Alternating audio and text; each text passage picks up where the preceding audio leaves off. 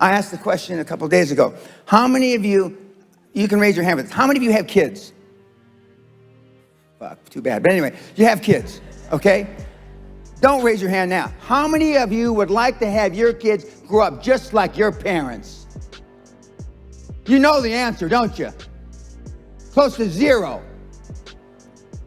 Because they were shitty role models. Now, I'm not going to ask the second question. How many of you would like your kids to grow up and be like you? Allah forbid. God forbid. But being a high-performance person is a full-time job. Michael's known me over 20 years. I'm like this when I wake up in the morning to brush my teeth. I'm like this when I brush my teeth before I go to sleep. I'm like this 24/7, 365, and I've been like this for the better part of 50 years. I'm always like this. I'm always pushing the edge of the envelope. And that's why, I'm an overnight success. I've been coaching 25 and a half years, but all of a sudden I'm popular as hell, but I've been doing this for 50 years. I have the same habits today as I had 50 years ago. The exact same habits. But they're just ingrained in me. They're ingrained in me. And for those of you that have never been around the high performance people like I just alluded to, the Warren Buffetts, Elon Musk, God rest his soul, Steve Jobs, who I happen to have known, they were like this 24/7, 365. It wasn't an act. We have 2 tests on my website. All my stuff's free, by the way. One is called a snowflake test. 96.4% of the people that take the snowflake test fail. The first or second question on the test is, if someone spit in your mother's face, I'm gonna say this real slow so that you're Dutch, I remember. If someone spit in your mama's face, Baldy, you in the front row right here, okay? What are the choices? There's 4 or 5 choices. The choice that's most clicked is I would try to figure out where he was coming from and if he had a bad day. Now, what the fuck does that have to do with spitting in your mama's face? I would try to figure out if he had a bad day. Does that mean if he had a bad day, it's all right to spit in your mother's face?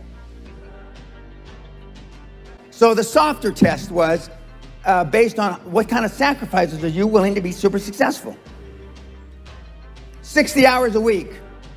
Nobody is willing to work 60 hours a week to be successful. Nobody's willing to miss an anniversary, wedding anniversary to be successful. Nobody is willing to miss a holiday. If you booked a holiday and something important happened in business, would you tell your family to go on the holiday without you? And you're not gonna go. Nobody said yes. And it's got 27 questions or 26 questions, and they flunked that test worse than the other test. Because you're not willing to make any sacrifices to be high performance. I still work 50, 60, I don't consider it work. I still work 50, 60 hours a week. And I haven't had to work in 35 years. 35 years.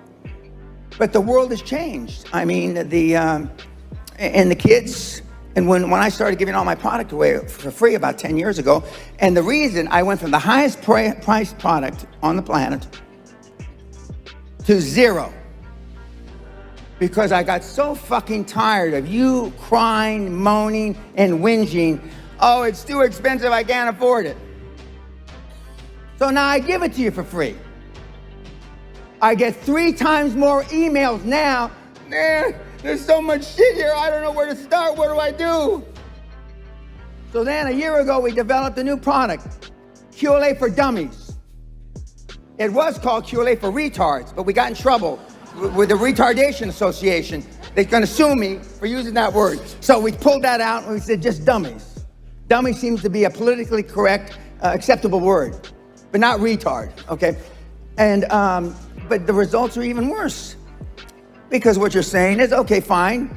I wasn't raised to go hit somebody if they spit in my mother's face, but I'm not willing to miss a holiday and stay in the office and work and let my family go without me. So the bottom line, you're not willing to do anything You're not willing to sacrifice anything to be a high-performance person. I.e., it's all for free on your website. All Correct. the tests, all the information. everything's free. The audiobook is on. Can we buy the book still, the red one? No, the first 100 million is audio for free. And then the book that I think is better than that is the $50 billion ebook, which is also free. There's 16.8 gigs of free material. Everything that I've ever produced is free. Because I wanted to take the last excuse from that guy and that guy and that gal why you didn't do it. So I give it to you. I certainly don't need the money. I only charge, as I was telling you the other night at dinner, I used to give seminars at the airport, 1,000 people, for free in the 90s. Absolutely 100% free. And I fed them lunch. And we had cocktails afterwards. And we get these nasty notes. I didn't like the lunch. The chicken was cold. You try to feed 1,000 people, the chicken's gonna be cold. I didn't like the bartender didn't pour enough whiskey in my drink. This is free. And then the coup de grace, and when I stopped doing that, they wanted me to pay for parking when they came to the free seminar. So I stopped doing that.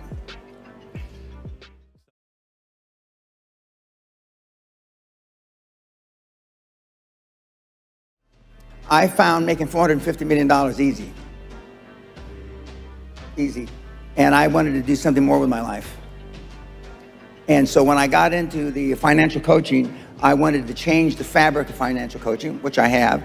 And I wanted to be known as and now that's what they call me, the greatest of all time. But this was just me flapping my mouth 25 years ago. Now I am the greatest of all time, vis-a-vis creating wealth through people like yourselves. And I wanted to leave that legacy. And I wanted people, like I'm from the barrio, I'm a real rough background, been in jail 5 times, did a lot of ugly things, which I don't recommend to anybody. But I'm glad it happened to me because I know what the other side, like some of you have never been, kicked in the teeth. I know what it is to be kicked in the teeth and my teeth be on the pavement. I know what that feels like. I know the humiliation. Forget the pain, you get over the pain. And I wanted the poor kids to understand that they had a methodology, there was a methodology used by one of them, and I'm considered for poor, although it's hard pressed for me to say how, they don't believe that I'm poor now. But I mean, that was once poor and got in a lot of trouble, you can do it if you want to do it bad enough. The operative part of that little description is if you want it bad enough. Muhammad Ali, which used to be Cassius Clay, the great fighter, arguably one of the greatest fighters ever, he was talking shit since he's 14, 15 years old, I'm the greatest. Before he ever had a professional fight. In athletics, it's more accepted to talk shit. Okay? You've been trained, keep your head down, don't embarrass yourself, don't embarrass the family, don't say things that may not happen. And I do just the opposite. I tell you to set goals beyond your lifetime. I tell you to set goals as soon as humanly possible. When kids come to me, they want to make 1 million, 10 million, and then when they've made 100 million, they say, Mr. Pena, we would have never, ever dreamt that we could create 100 million until we met you. You will never exceed your highest expectation. You will never exceed your highest, craziest thought. Never. That's a guarantee. And so then why, other than you've been taught by your parents in conventional wisdom, to set low goals? They've told you, the theory is you set low goals so then you can stair-step achievement and you won't be as disappointed when you fail. That's the theory. But normally the person or the persons that have proposed that theory are poor. And but QLA's there. They fall into three categories. 10 years ago, my demographics were between 40 and 55, meaning the people that came were interested in me. 10 years later, my demographics are 15 to 35. 15 to 35. Now, the people that come, a third of them don't have a pot to piss in nor a window to throw it out of. They don't have 2 euros to rub together. They don't have 2 euros. They've either taken a mortgage out on their house, and in the United States, they can even get student loans, which I don't understand that exactly.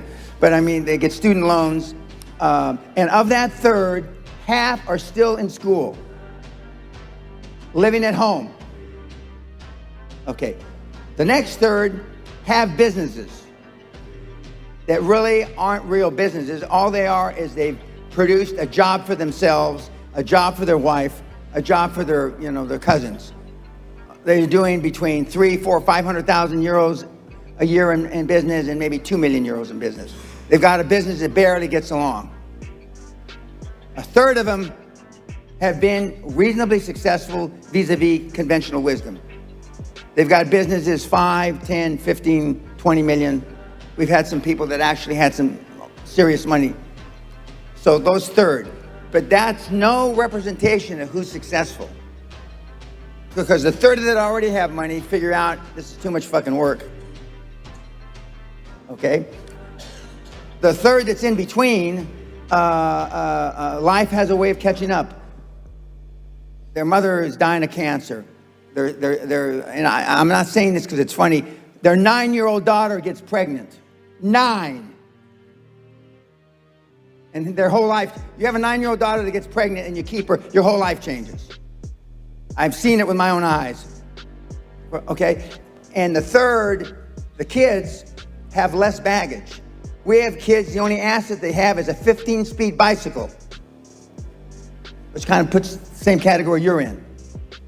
A 15-speed bicycle. For those of you that have done any research at all, on my website, we have teenage multimillionaires flying around in their own jet planes. Teenage multimillionaires flying around in their own jet planes. They understand that? I think they do. Okay. You should be embarrassed. Teenage multimillionaires flying around in their own jet plane. And he's the one that had the 15-speed bicycle. That's why I use it a lot. He's not a teenager anymore. He's 21. If he were standing right here, Josh Kim. He's half Korean, half Caucasian. But the one thing that they all have in common is they're fucking hungry. Hungry for a better life. Hungry for change. Hungry for the tough love their parents didn't give them. So is that what it needs? You have to be hungry. You need to feel the pain. Growth only comes through pain. You probably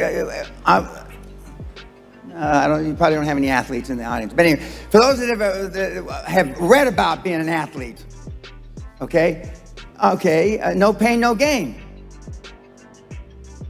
It's the same in life. Most of you have been taught taking action is listening to a podcast. Taking action is reading a book. Taking action is taking a course online. No. Taking action is pulling the fucking trigger. I say in 4 words what most people say in a book. Just fucking do it. That's taking action. You don't get the third pretty girl to say yes to buy her a drink unless you ask her, right? So how do you foresee the financial future? 5, 10 years from now? Oh, I thought you were going to say, well, the world, I don't have much faith in the world. The world is irreversible. We're fucked. I mean, we're fucked. But for the next 50 years, I make hay while the sun shines. Until we're in the 11th month past the longest bull market in recorded history on the planet. Bull market, economics cycle, stock markets, okay? We're in the 11th month past the old world record. We got Trump coming in again, in my judgment, and he's going to extend that bull market. And he's very stock market oriented. He's very interest rate oriented. Some people say he's too stock market oriented. Some people say he's too interest rate oriented. But that's all good for us. For the next 5 years, to coincide, actually I believe 6 years, to coincide with my 80th birthday in 6 years, it's easy peasy, as our daughter used to say 20 years ago when she was a little girl. And in some countries, like this country, it's easier because the only problem the Netherlands has is a lack of work ethic. They're lazy. They're just flat fucking lazy. And slow. Well, I think they're lazy because they're slow. Because they don't want to intellectually engage with somebody like me because I'll rip their head off and shit down their neck. I'm a genius. 2, I'm extremely quick. And I chop people like you up for fucking not even breakfast. That's what they're afraid of. But the bankers are slower than you. They're slower than you. And when you come in with a script that you took off my site for free, they're gonna think you are fucking Warren Buffett. But see, I remember what Amsterdam and Rotterdam looked like in 1952 and 53. I was here then as well, as a little kid. Flat, bombed out. You could pick up Nazi war helmets in the rubble. Almost, this is an exaggeration, but almost as flat as this stage. When I was here from beginning of 52 to the end of 53. During the Korean War, my dad was an army officer. He was able to bring his dependents here. We were stationed in France, but Berlin, I mean, most of Europe was flat. See, so I know what it looked like. I know what it looks like now. But the people that had the big, much more expanded comfort zones were your grandparents that fought the Germans.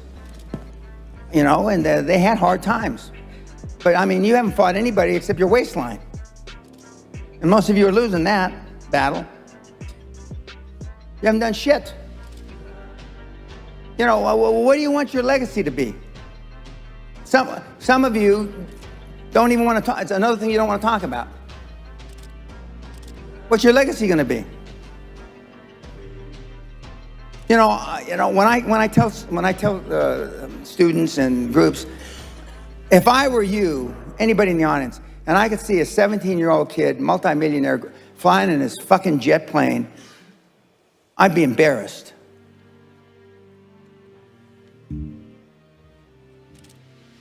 Teenager, no education, homeschooled, one of 10 kids,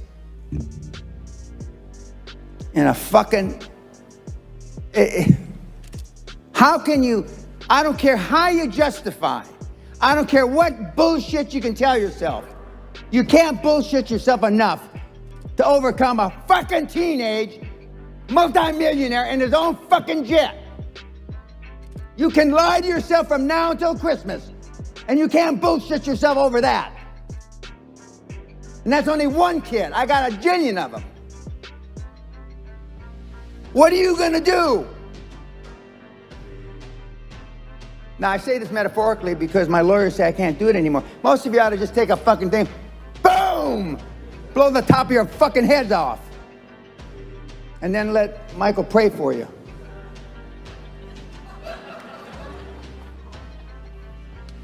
What are you gonna do? Josh Kim has a cult following of 1 million people following. When he walks around, he lives in a penthouse in Las Vegas.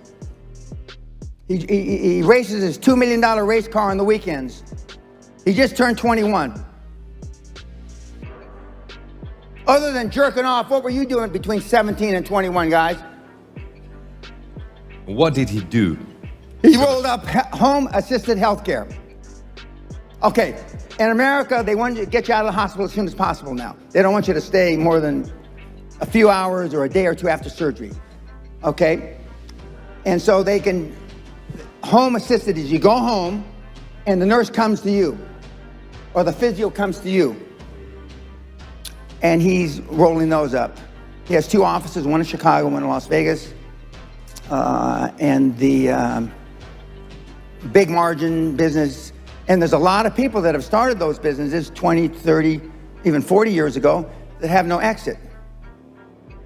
Healthcare is hot all through Europe, but the hottest of hot is cybersecurity and artificial intelligence. That is sizzling hot. Every time Trump rattles his sword, cybersecurity, and like some cybersecurity guys just stole 40 million in Bitcoin. Some it's hot. And some of the kids that got into cybersecurity at the beginning of the cycle, 25, 30 years ago, when it really started, are now tired, old. Not old by my standards, but they feel old, and they don't want the hassle anymore, so they went out. Then last question. Again, you're the grandfather. You have this grandchild. Correct. What do you think about the world in 20, 25 years from now? It's going to be hard. It's going to be hard. What can we do to save it? Get away from political correctness. I'll answer it in a different way. In 1986, the average handshake, a man's pound per pressure handshake, was 118 pounds. A woman's handshake was 96 pounds. Everybody understand what I'm saying? The pressure, when you shake hands, that was 1986. In 2016, the man's pressure has gone from 118 to 96, and the woman's has gone from 96 to 108.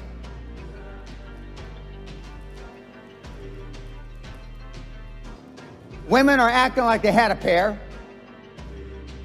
and men don't have a pair.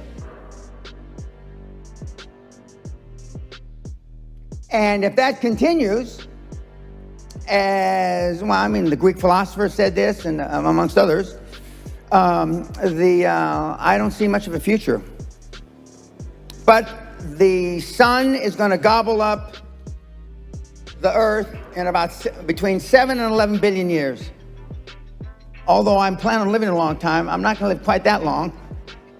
But just work hard. I don't know any other thing than hard work.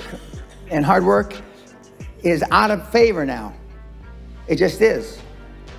And I don't see any way around that. The only people that believe in hard work are people that, not the only, that's an exaggeration, but most of the people that still believe in hard work are people that I produced. And now, if I was sitting up here in a wheelchair like Hawkins, who's dead, God rest his soul, he and I were about the same age, by the way. But I'm not, am I? I'm 6'1", 225, a fucking twisted steel and panther piss. And I can take 10 snowflakes at a time and rip their fucking head off and shit down their neck. Maybe this group 20 at a time. But I'm a dying breed. I'm a Neanderthal. I understand that. I'm sad to say that because I know it's a sad commentary for the human race. But you're not the human race is still gonna be here in 20 years. It's gonna be, the Russians laugh at us. We're so weak. I mean, the free world. The Chinese laugh at us because we're so weak. You understand that? There's 3 economies on the planet, arguably. Chinese, Russia, and the free world. And 2 of the 3 laugh at us. Do you think they're delusional? I don't think so. And here in the Netherlands, you just smile about it. Not just here, in New York City, they smile about it too. But you can have anything you want in life as long as you work hard.